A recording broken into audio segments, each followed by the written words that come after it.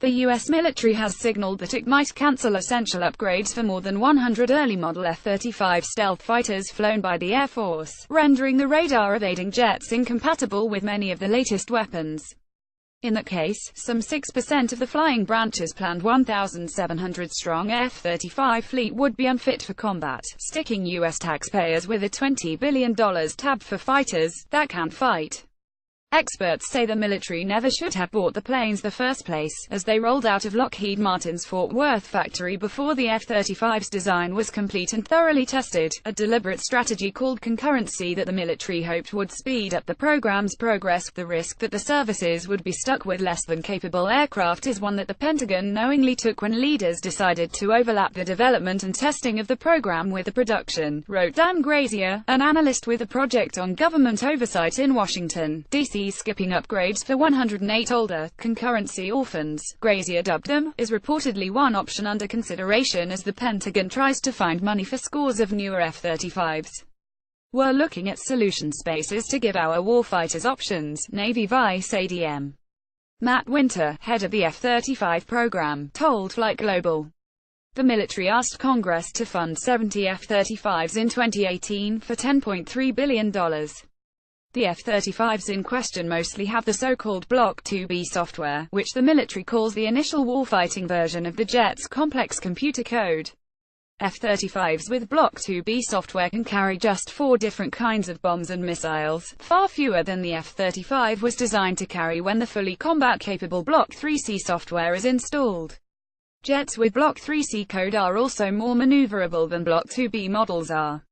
To have any chance of surviving in combat, F-35s with Block 2B software would need to avoid threat engagement and would require augmentation by other friendly forces, according to the Pentagon's testing agency.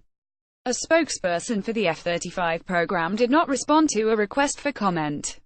If the Air Force kept the 108 F-35s in Block 2B configuration rather than upgrading them, it would likely consign them to a strictly training role in the United States. The flying branch did something similar with its older F-22 stealth fighters.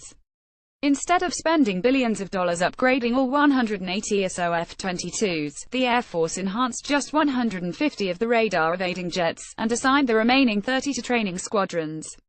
The Navy and Marines also possess 81 F-35s with Block 2B software. It's unclear whether they, too, could be passed over for upgrades.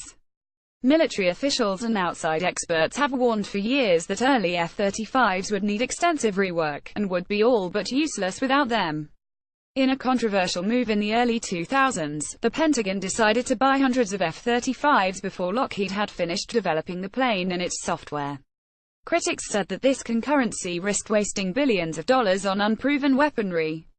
In 2012, Frank Kendall, then the Pentagon's chief weapons buyer, sided with the skeptics and declared concurrency to be acquisitions malpractice. By then the government had already bought scores of essentially incomplete F-35s. You are now subscribed to the Daily Digest and Cheat Sheet. We will not share your email with anyone for any reason. Besides, concurrency has been popular with industry officials, senior officers and some lawmakers, who view it as a way of building a constituency for an expensive new weapons program before it proves, or disproves, itself. Concurrency is not a development strategy, Pierre Spree, a former warplane designer, told the Daily Beast.